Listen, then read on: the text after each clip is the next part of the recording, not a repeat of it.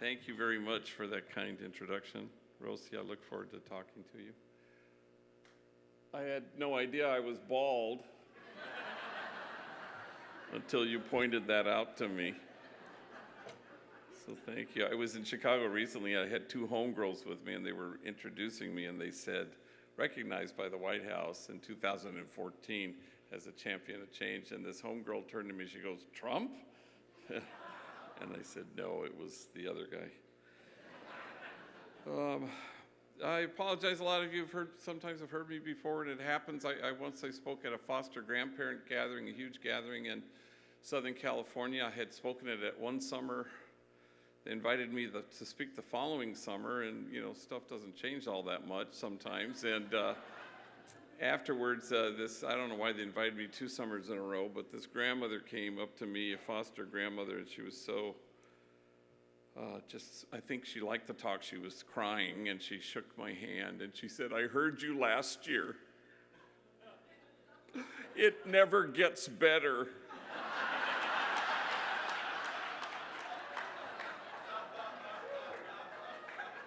So I suppose I'm delusional in thinking she misspoke, but it's the privilege of my life for 30 years to have worked with gang members. The day won't ever come when I have more courage, or I am more noble, or I am closer to God than the thousands and thousands of men and women who have walked through our doors, 15,000 folks a year. And they've altered my heart and changed the way I see things and helped me move beyond the mind I have. People like Lewis, a guy who worked for us for about 10 years, gang member, heroin addict, prisoner, a leader, a force of nature. And he also became quite the public speaker. He was always invited to, in demand actually, and he would speak at high schools and stuff. And we went out to dinner, and he was giving me tips on how to speak publicly. He says, you gotta pepper your talk with self-defecating humor.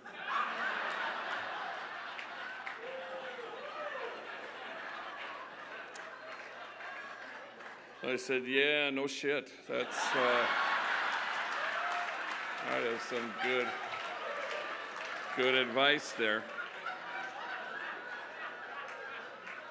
So brace yourselves. All of us are called to kind of galvanize our own imaginations and somehow imagine with God and Jesus the circle of compassion, and then imagine nobody standing outside of it. We're all called and invited to dismantle the barriers that exclude. And to that end, we're all invited to go to the margins, because the only way the margins will get erased is if people stand at them. And then you look under your feet, and the margins get erased little by little, and you go and you stand with the poor and the powerless and the voiceless, and you stand with those whose dignity has been denied, and you stand with those whose burdens are more than they can bear. And every once in a while you get this privilege to be able to stand with the easily despised and the readily left out. You get to stand with the demonized so that the demonizing will stop, and with the disposable so that the day will come when we stop throwing people away. And I suspect if we went to the margins and created a community of kinship, we would no longer be promoting justice, we would be celebrating it. For Jesus probably has less of a concern at taking the right stand on issues, and chose only simply to stand in the right place. And so we go to the margins with Jesus, and we brace ourselves, because the world will accuse us often of wasting our time when we do it. But the prophet Jeremiah writes, in this place of which you say it is a waste, there will be heard again the voice of mirth and the voice of gladness, the voices of those who sing. And so we go to the margins not to save anybody. We don't go to the margins to rescue people. But if we all go to the margins, go figure, somehow God has put this together so that we will all find our rescue. I had a spiritual director some years ago who said, we need a better God than the one we have. He was a Jesuit. But I know exactly what he means. Our God can get puny and tiny if we don't watch out. Ignatius of Loyola used to always talk about the God who's always greater, and sometimes we've settled for a more realistic God, a partial God, indeed a lesser God. We're always in search of the God we actually have. I was saying Mass at a juvenile hall in San Fernando, and 500 kids in a gym, and I closed my eyes, and I'm going to listen to the word being proclaimed, and I'm sitting there in a folding chair, vested, and homies got up and did the first reading, and all gang members in this place, and a homie got up to read the responsorial psalm, and I listened to him, and I had the sheet on my lap in Spanish and English, and I noticed he had kind of an overabundance of confidence in his voice, and he got up there and he said, "The Lord is exhausted." And I looked at the sheet, what the hell? And it was, "The Lord is exalted." And I remember thinking to myself, wow, that's way better.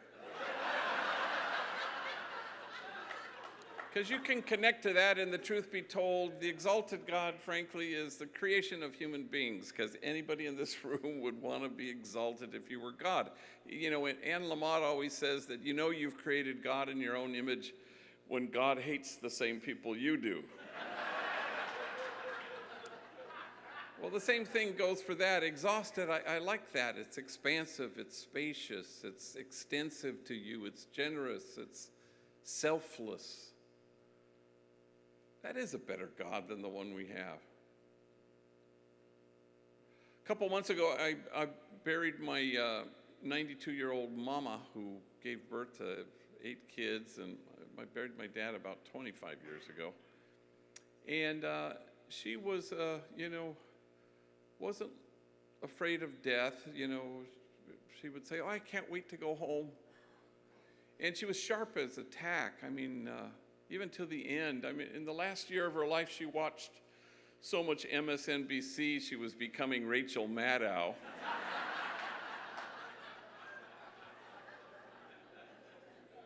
And she was not one bit afraid of death. In fact, at one point, about a week before she died, she says, "I've never done this before," with exuberance. It was something you might say before you skydived. And, in fact, her last words to me were the day before she died. And I was sitting there alone by her bed, and she woke up and she looked at me and she said, "Oh, for crying out loud." And she went back to sleep. She was pissed she was still alive.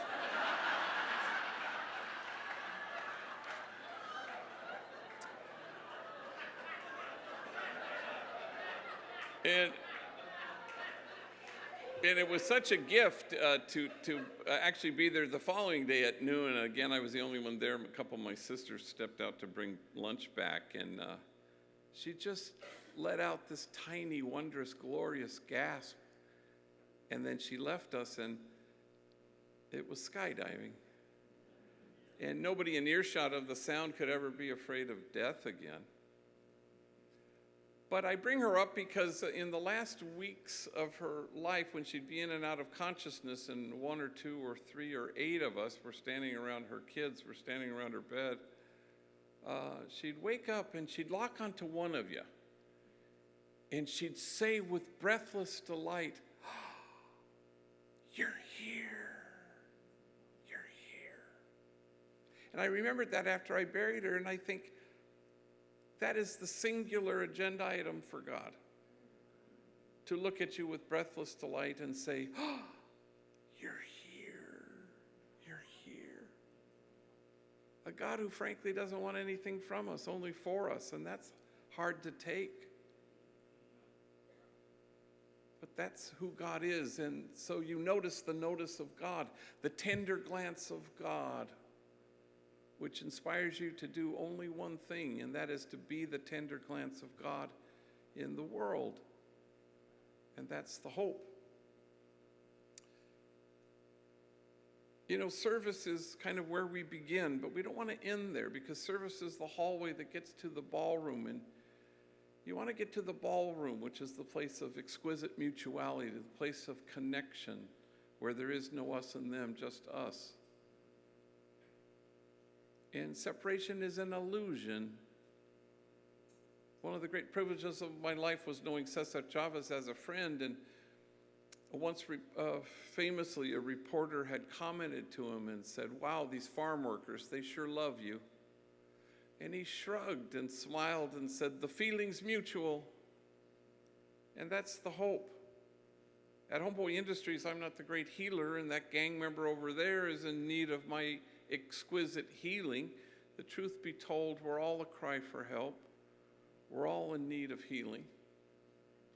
And so we want to be the tender glance of God in the world, because it's how we're invited through the original covenant that says, "As I have loved you, so must you have a special preferential care and love for the widow, orphan, and the stranger."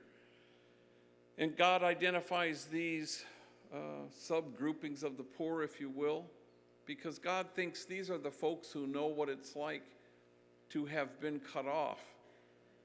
And because they've suffered in this particular way, God thinks they're trustworthy guides to lead the rest of us to the kinship of God.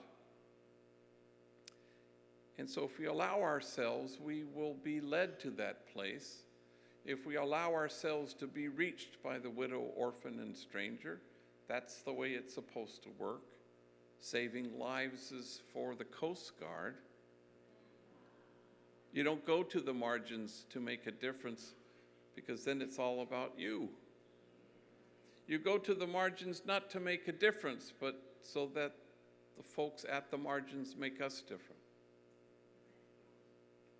So for 30 years, the homies have taught me everything of value, and I could not be more grateful to them. But in the last several years, they've taught me how to text, and I'm so grateful to them, because I find it sure beats the heck out of actually talking to people. And I'm pretty dexterous at this thing. You know, I was madly texting, LOL and OMG and BTW. And the homies have taught me a new one, OHN, which apparently stands for, oh, hell no.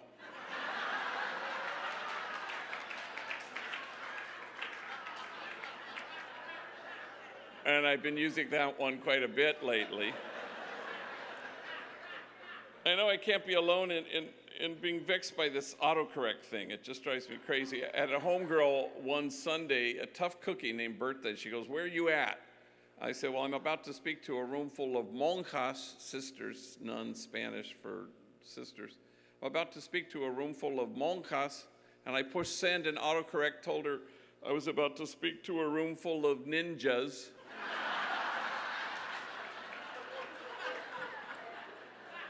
Which she thought was pretty darn interesting. Even now, the homies, their hair is on fire, and oh my gosh, I need to pay this bill and my car payment and whatever, and I only need this. And a homie texted me once, he needed $100 to finish off his rent. I didn't have it, so I simply wrote, "Things are tight." And I pushed send, and autocorrect told him, "Thongs are tight."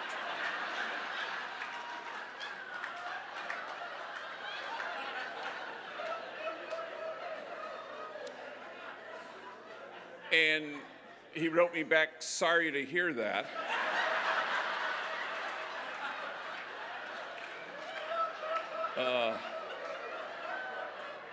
What about my rent? So there I am in a car with two older vatos, Manuel and Poncho, who work at Homeboy. We're going to go give a talk at a high school, and older guy's been to prison, and there's Manuel's in the front seat, Poncho's in the back. We're 15 minutes on the road when all of a sudden Manuel gets an incoming, and he reads the text to himself, and he chuckles. And I said, "What is it?" He goes, "Oh, it's dumb. It's from Snoopy back at the office." And Well, I just seen Snoopy. Snoopy gave me a big abrazo as the day was about to begin. And Snoopy and Manuel worked together in the clock-in room where they clock in hundreds and hundreds of our workers, which is a tough job. I actually wouldn't want it. And I said, well, what's he say? Oh, it's dumb. Hang on. Here it is. Hey, dog, it's me, Snoops. Yeah, they got my ass locked up at county jail. They're charging me with being the ugliest vato in America. You have to come down right now, show them they got the wrong guy.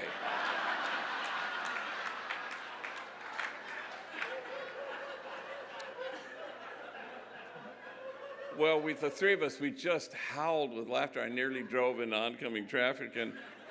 And then I realized that Manuel and Snoopy are enemies. They used to shoot bullets at each other because I remember. And now they shoot text messages. And there's a word for that, and the word is kinship.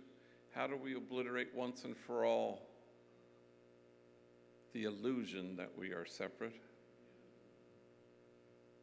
Whoopi Goldberg was asked in a Vanity Fair magazine, a Q&A at the back of the magazine said, name the living person you most admire. She could have said a lot of people, but she said Pope Francis, she said. And then she added this, yeah, he's going with the original program. And I remember thinking that, and I thought, everybody knows what the original program is. It's about taking seriously what Jesus took seriously. Inclusion, nonviolence, unconditional loving kindness, compassionate acceptance, and that's it. All of us are called to be enlightened witnesses, people who, through your kindness and tenderness and focused, attentive love, return people to themselves. At Homeboy, we're kind of allergic to this notion of holding the bar up and asking people to measure up.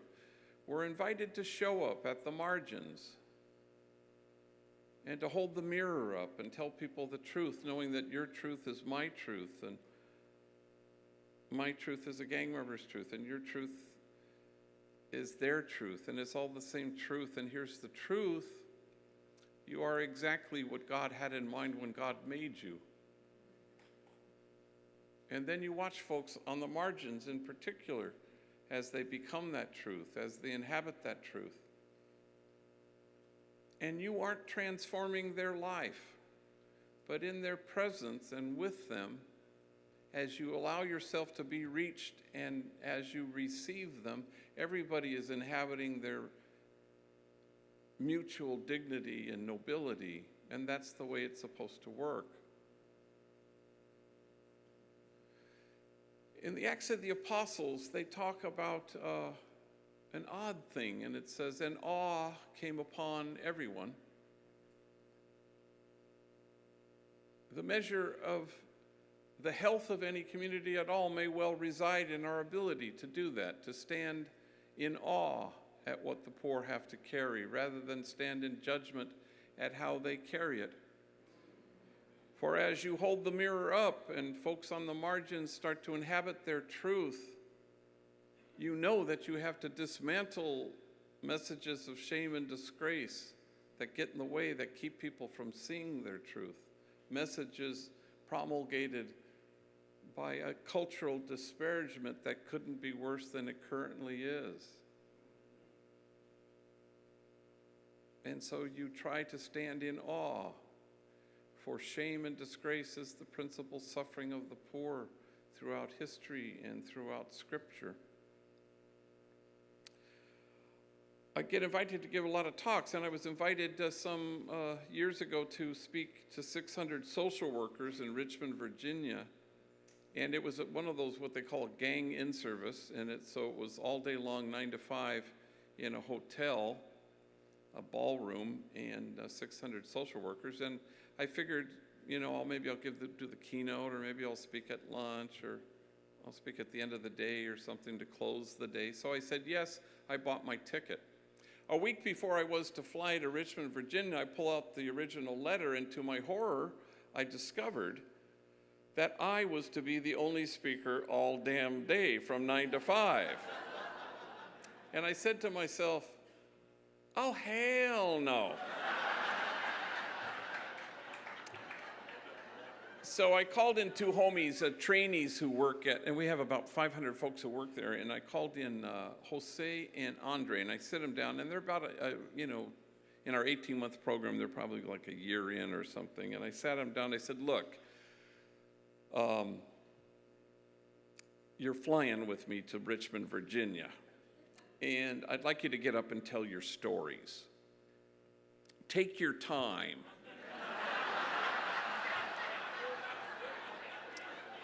Because we got a long-ass day to fill. Well, I'd never heard their stories, and Jose gets up in front of 600 social workers, and he's like 25 years old at the time, a gang member, tattooed, been to prison, felon. In his time as a trainee, he kind of gravitated as a very valued member of our substance abuse team, a man solid in his own recovery, and now he's helping younger homies with their addiction issues. And so he, had a long stretch of time in prison, but also an equally long stretch of time as a homeless man and as a heroin addict. So he gets up in front of 600 social workers and he says, I guess you could say my mom and me, we didn't get along so good. I think I was 6 when my mom looked at me and she says, why don't you just kill yourself? You're such a burden to me. Well, 600 social workers did what you did. They gasped. And then he says, it sounds way worser in Spanish, he said to them. And we got whiplash going from gasp to laugh. I think I was 9 when my mom drove me down to the deepest part of Baja California, and she walks me up to an orphanage, and she knocks on the door, and the guy comes to the door, and she says, I found this kid, and she left me there for 90 days until my grandmother could get out of her where she had dumped me, and my grandmother came and rescued me. My mom beat me every single day of my elementary school years with things you could imagine, and a lot of things you couldn't. Every day my back was bloodied and scarred. In fact, I had to wear 3 t-shirts to school every day. First t-shirt because the blood would seep through. Second t-shirt, you could still see it. Finally, the third t-shirt, you couldn't see any blood. Kids at school, they'd make fun of me. Hey, fool, it's 100 degrees. Why are you wearing 3 t-shirts? And then he stopped speaking, so overwhelmed with emotion, and he seemed to be staring at a piece of his story that only he could see. And when he regained his speech, he said through his tears, I wore 3 t-shirts well into my adult years because I was ashamed of my wounds. I didn't want anybody to see them. But now I welcome my wounds. I run my fingers over my scars. My wounds are my friends. After all, how can I help heal the wounded if I don't welcome my own wounds? And awe came upon everyone. For the measure of our compassion lies not in our service of those on the margins, but only in our willingness to see ourselves in kinship with them. For the truth of the matter is, if we don't welcome our own wounds, we may well be tempted to despise the wounded.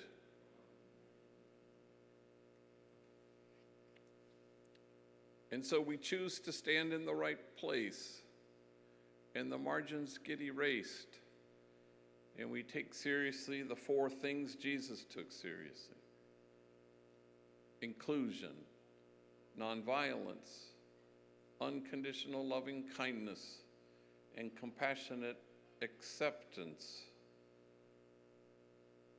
The original program.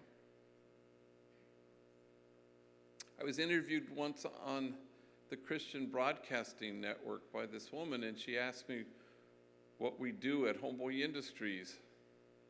And so I gave her the litany of things that 15,000 folks a year walk through our doors, trying to redirect their life and catch the crumb of hope that falls from the table. I told her about tattoo removal, how thousands and thousands receive treatments a year from 47 volunteer doctors. I told her about therapy, how everybody's in therapy and trying to transform their pain so they don't have to transmit it anymore. I told her about our 9 social enterprises, from bakery to restaurants to recycling, e-waste. I told her about how enemies work side by side with each other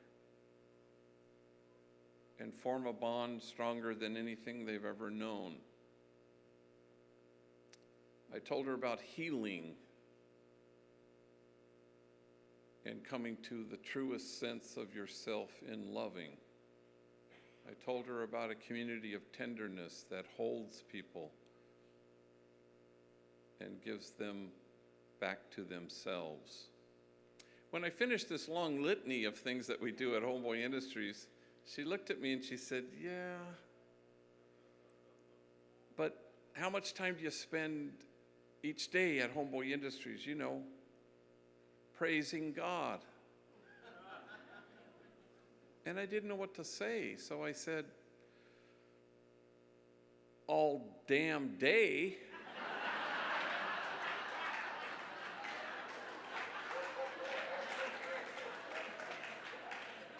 And I don't think she liked that answer very much. But it begs this question: what kind of praise does our exhausted God have any interest in?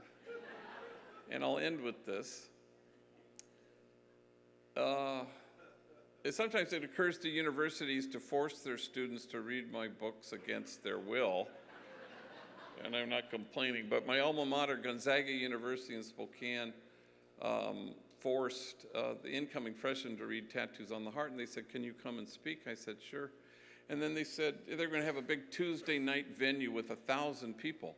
And they said, "Hey, can you bring 2 homies with you?" And I said, "Sure." And I always bring homies if people are going to pay, and I always pick homies in the same way, I pick enemies, guys who are rivals who work together as trainees at Boyle, just to force them to share a hotel room, just to mess with them. And I always pick homies who have never flown before, just for the thrill of seeing gang members panicked in the sky. It wasn't all that long ago, I was flying to D.C. with 2 older vatos, and one of them, dead serious, he goes, "Hey, are we flying Virgin Airlines because it's our first time?"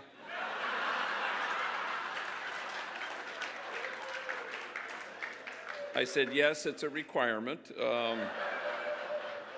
We'll be coming home on American."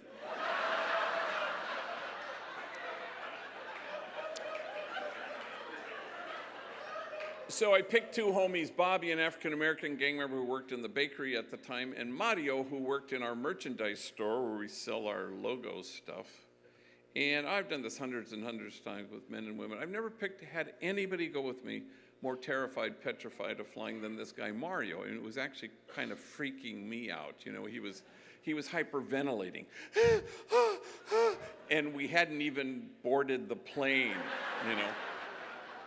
So we're at Burbank Airport, which is kind of a small airport, big bay windows, and Southwest Airlines, and they don't have that hermetically sealed chute to enter the plane, board the plane. you have to walk out onto the tarmac like you're the president, and you climb up the steps to go to the front of the plane. Big feature at Burbank are the stairs to go to the back of the plane. So I'm waiting there with Mario. Bobby's off walking somewhere, and our plane arrives. It's early morning, and I go, Mario, that's our plane. And I think, wow, he's going to die before we climb those stairs, and it's kind of getting to me. And then I see our flight crew, and they're arriving, and again, it's early morning, and there are two female flight attendants, both of them with very large cups of Starbucks coffee, and they're schlepping up the steps to get to the front of the plane. And Mario goes, when are we going to board the plane? I said, well, as soon as they sober up the pilots.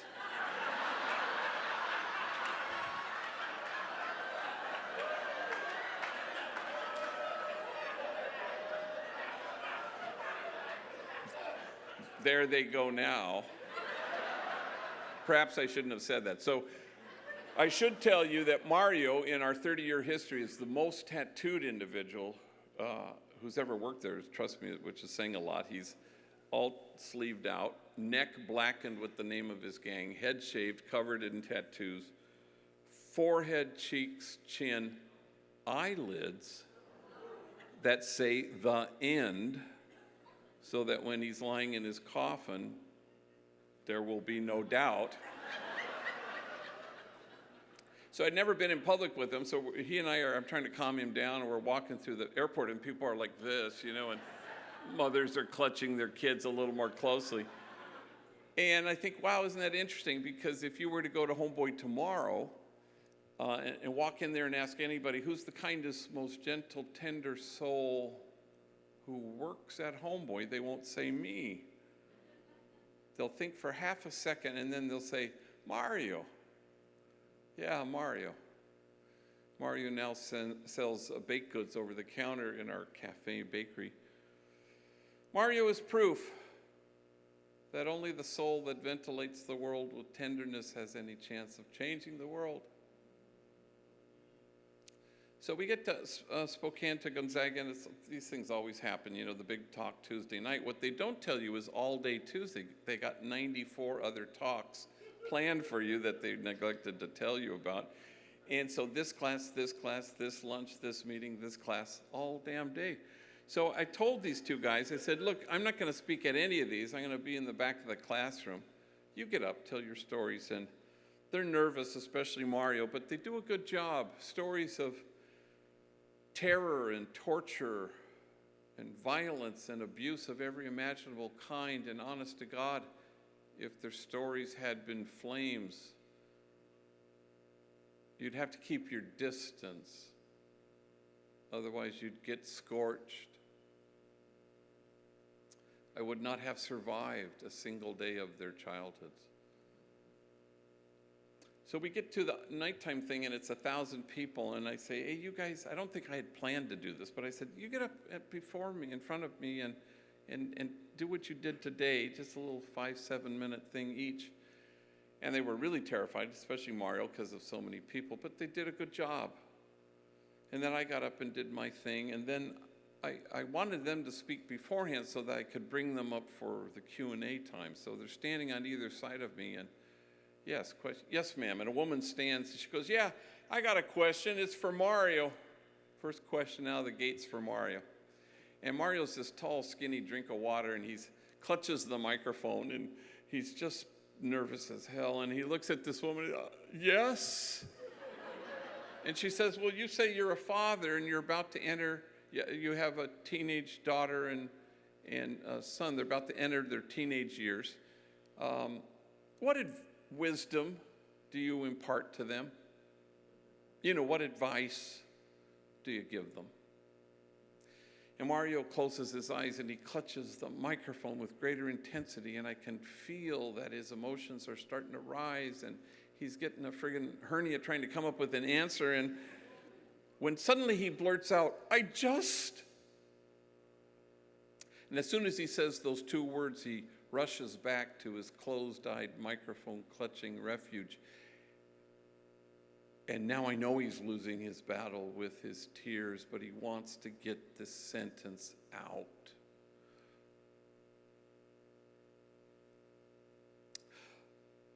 I just don't want my kids to turn out to be like me. And there's silence until the woman who asked the question stands, and now it's her turn to cry. And she says, why wouldn't you want your kids to turn out to be like you? You are loving, you are kind, you are gentle, you are wise. I hope your kids turn out to be like you.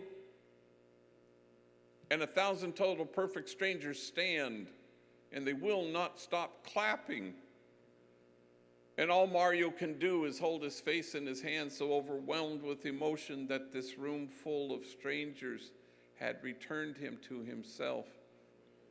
And they in turn also returned. Exquisite mutuality, everybody inhabiting their nobility and dignity. And I think that's the only praise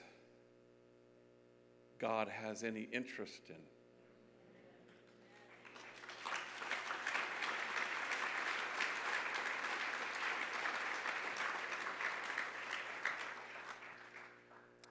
It's the original program to take seriously what Jesus took seriously, to go to the margins, not to make a difference, but allow the widow, orphan, and the stranger to make us different. And pretty soon we cease to care whether anyone accuses us of wasting our time.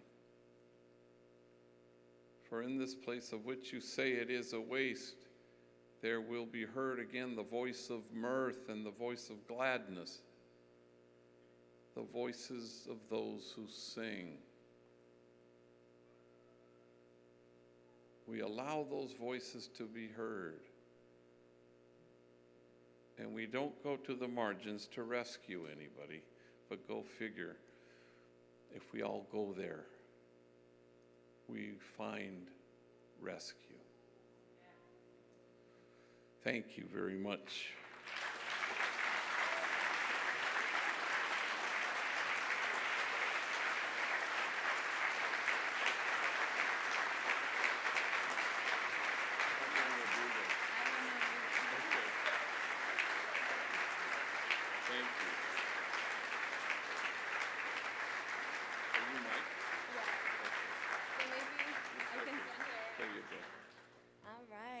Thank you so much for your words, Father G. They're very inspiring, and you know, a lot of us in the community really do look up to you. So thank you. Thank you. So my first question is, what does the church of the next 25 years need to change in how they do ministry to continue meeting the needs of the community? You know, in the Beatitudes, the original language is not blessed is or blessed are. The original language is you're in the right place if. You're in the right place if you're single-hearted, if you're in the right place if you struggle for justice. You're in the right place if you're a peacemaker. We're so used to that, thinking that it's a spirituality, but it's really kind of a geography. And that's the importance, I think, for the church is to just stand somewhere. The only way that sinful social structures get altered is because enough folks stand against them. You don't just phone it in, or even in solidarity, or even write a letter to your congressperson, but it's how do you stand with the demonized and the disposable and the easily despised. And there's something about that. If the more the church can align itself there, because this is the heart of God, and to receive the tender glance of God and to be that tender glance of God in the world, to know that God is compassionate, loving kindness, and all we're invited to do is to be in the world who God is. And that really requires a stance from us, not the right stand on issues, but standing in the right place. That's where the church has credibility, if it's standing there. So, and everybody can find a way, the church can find a way to do that, to inch out to the margins. And I think that's that's where churches need to be, I think. How can a young person in the beginning of responding God's call in their life best prepare to do the kind of work that you're doing? Well, nothing prepared me. So there's no hope. But that's kind of the way it should be.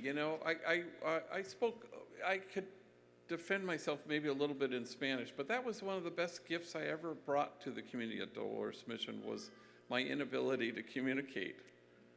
Because then I had to follow the people. It was just the most magnificent thing, and people were looking up to the Padrecito, Padre, no hay yo que hacer, what am I supposed to do? What are we supposed to do? And I'd go, I don't know, and I couldn't barely speak Spanish. So I had to stand in the back and push them up front. And that was one of the best gifts I think I brought to that community, was the fact that I was incompetent. Because, it's funny, a whole high school group came to Homeboy. We have a lot of tours from all over the world, and people come, and the homies give tours, and it's a kick, But a high school class was there, and I said, could you say some words to them? Can you tell them how they can make their mark on the world? And I remember thinking to myself, no, I don't want them to make a mark on the world. I want the world to kind of make its mark on them. I want the poor to somehow alter their hearts so that they don't feel so much invited to save the world so much as to savor it. Not to save the world, but to belong to it. Mother Teresa diagnosed the world's ills correctly when she suggested that the problem in the world is that we have forgotten that we belong to each other. So how do we stand against forgetting that? Because otherwise there's a distance in service. Service provider, service recipient. I am now going to make my mark on you. And if we could turn that on its head, it would be the greatest thing ever. It's not about what you do at the margins. It's about what will happen to you at the margins. And that may feel passive or something, but what it really is, it's empowering. Because then you've decided not to reach people, but you've allowed the poor and the widow and the orphan and the stranger to reach you. And just that act is the right stance. And it's a powerful message, because then you're receiving, and you're the tender glance of God. And then you can look at the widow, orphan, and the stranger, and you can say with equal breathless delight, you're here. You're here. And people feel their worth. And they start to see themselves as God does. Every homie and homegirl who walks through our doors at Homeboy Industries has not been properly introduced to themselves. And they just don't know of their own unshakable goodness. And that's what enlightened witnesses do. And they do it by allowing yourselves to be reached and touched and received.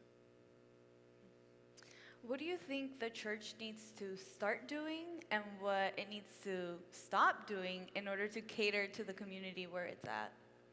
We don't have enough time to talk about what we should stop doing. I don't know. Things get simpler the older you get. I don't know if some of you old folks have found this, But it's just, Jean Vanier, who started the L'Arche community, says that the highest form of spiritual maturity is tenderness. And so you get to this place where I just want to be tender. And you have an open-hearted tenderness that is exceedingly powerful in the world. But we're in an age, where we want to win the argument. We're in the age when we just want to make points, and we're not listening. We're preparing what our next statement will be. And it's too bad.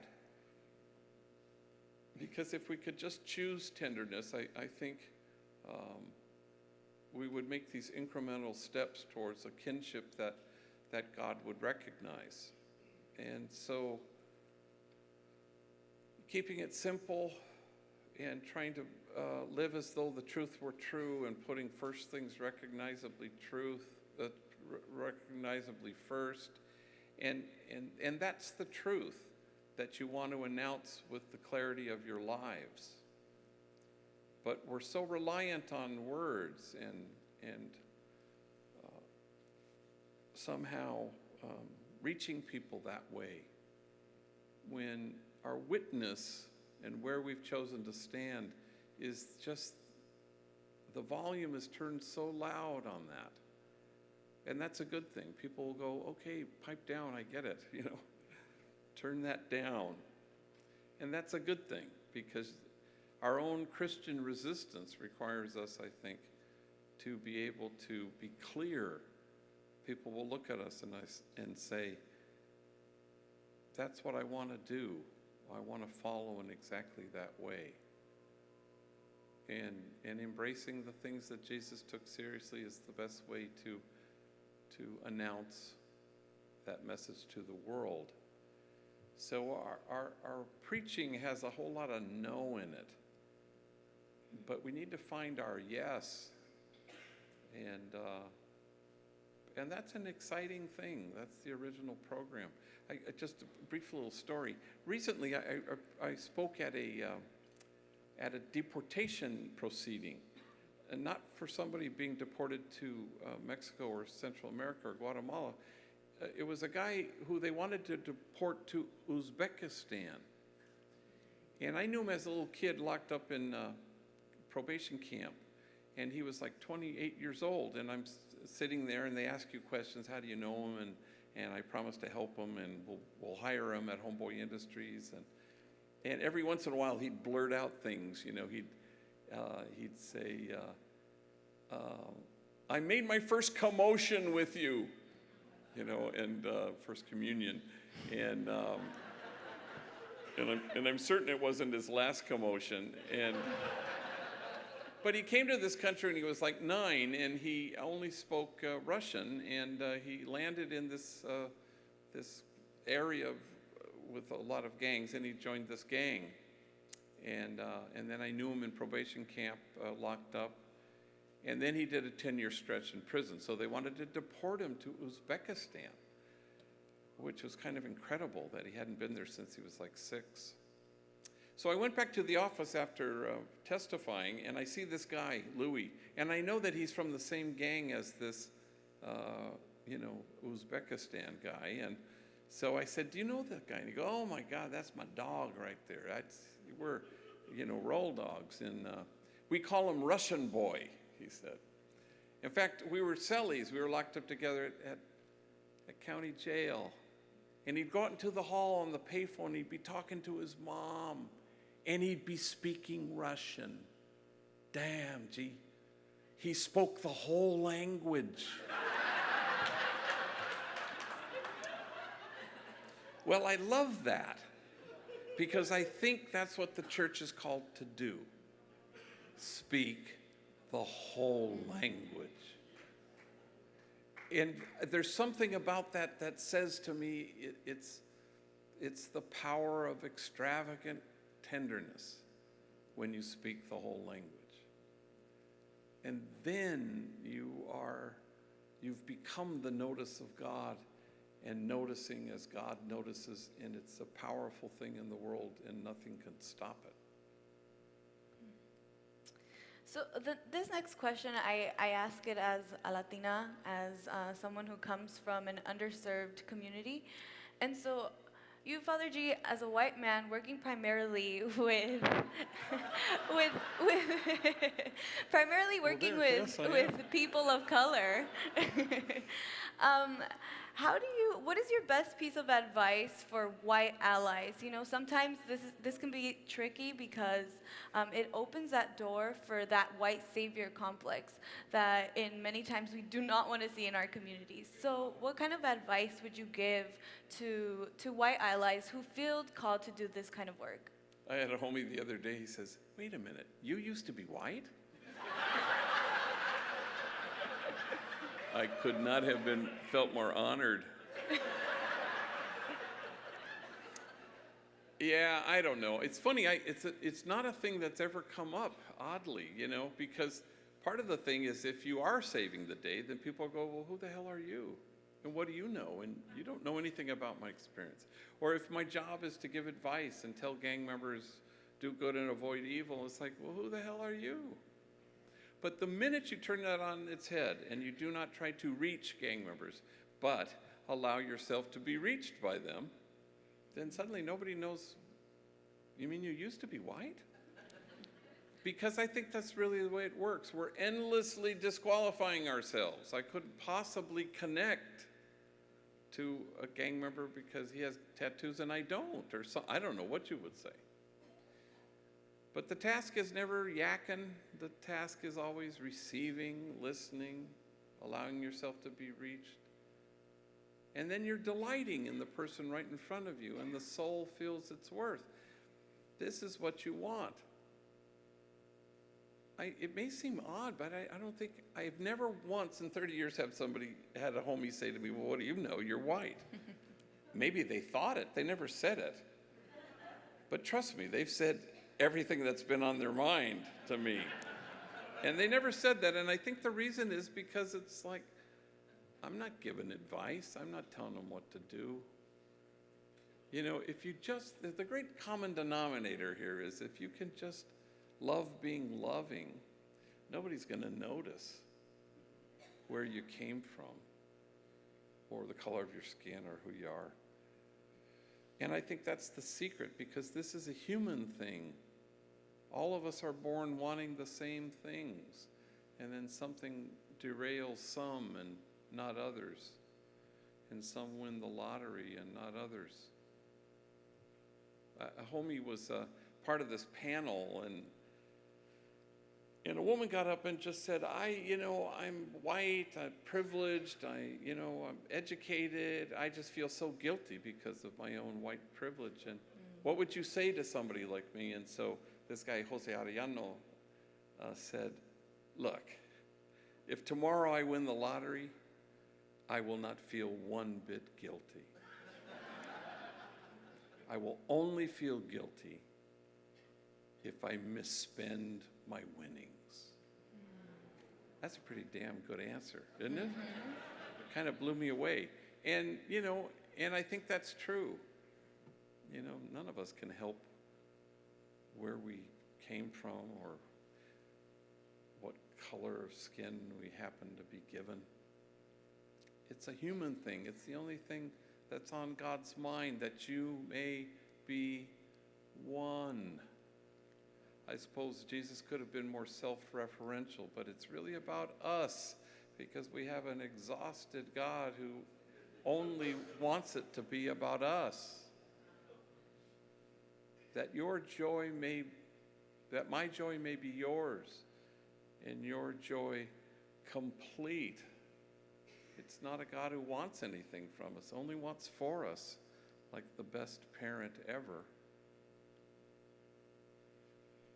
All right, my last question is, well, this comes from my personal perspective. I also do work with formerly incarcerated students at UCLA, and I work with incarcerated students at the juvenile hall in Sylmar.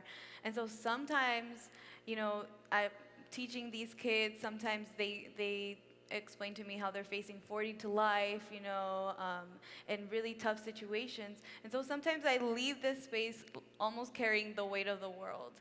And so how do you practice self-care in the kind of work that you do? And I don't mean, that kind of self-indulgence, go get your pedicure or anything or your manicure, right? I mean genuine self-care. How do you practice that? Oh, I was asked that in our workshop, and clearly there's no self-care going on here. I can't pretend that I'm engaged in any of it, but I don't know. Part of the thing is to, I always have to end with the story. So, it's about delighting in the present moment, in the person in front of you. You won't get depleted. That's the only care that matters, because then it's all gift in your. So, for an example, there was a kid named Danny. I knew him when he was 13, and he was a knucklehead riding on his bike, always armed, put in work for his neighborhood and did crazy stuff, and a tough gang member. And he promised me, he said, "I promise you I will never step foot in Homeboy Industries." And so I remember, I'd see him on the streets, and then I saw him at juvenile hall, and then I saw him in probation camp, and then he went to youth authority, got out for a time. Then at 18, he went to prison for 2 years until he was 20. And then he got out of prison, and he was just a knucklehead. And he was one of those kids that you said to yourself, I'm not sure this kid will ever be able to turn this ship around. And it takes what it takes in recovery, the death of a friend, the birth of a son, a long stretch in prison. What it took for Danny was he got out of prison to discover that his mother had 6 months to live, pancreatic cancer. So I watched him take care of his mother with the extraordinary tenderness of God. And all the more poignant because this woman actually tortured this kid. And yet he was tender. He had other siblings, but he was the designated hospice caregiver. And then she died, and a week later I buried her.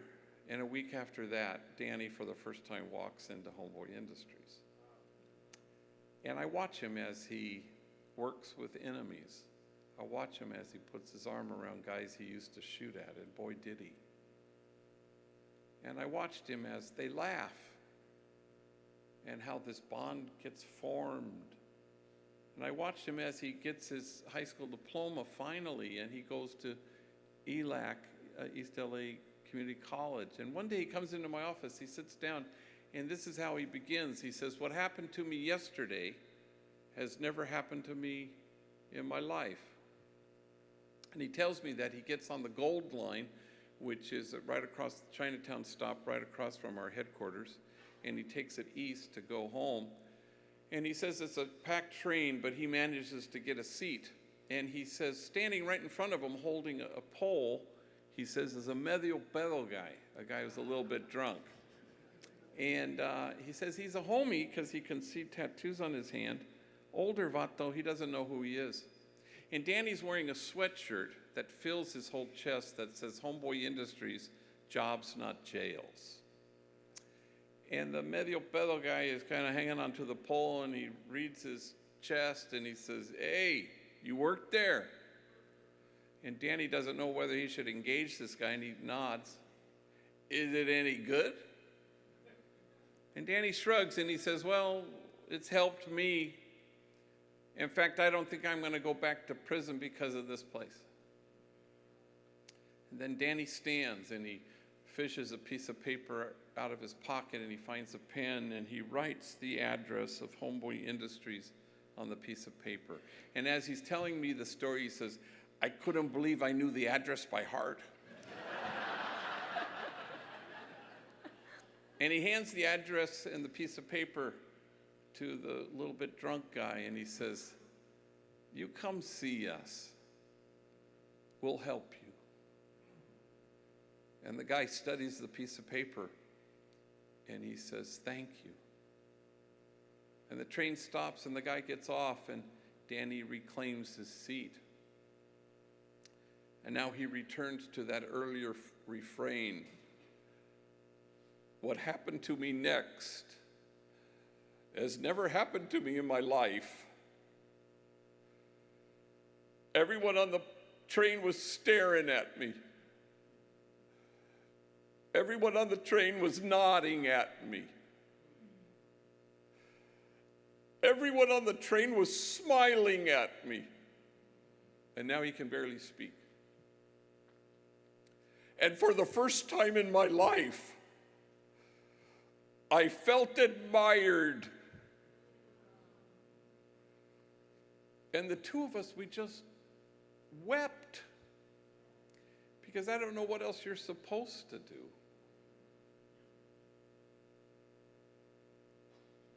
And how would you ever burn out when you're privileged to be right there? You're here. You're here. Thank you very much. Thank you.